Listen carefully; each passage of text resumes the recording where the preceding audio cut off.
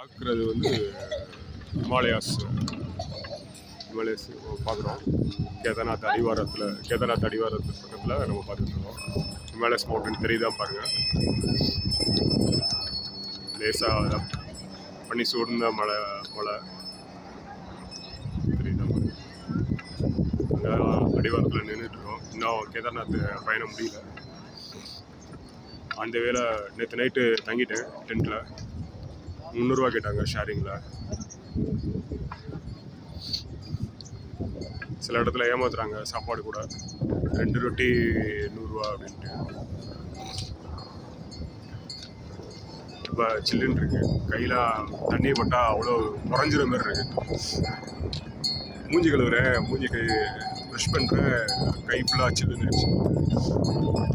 அடைச்சிட்டு போய் நிற்கிறேன்.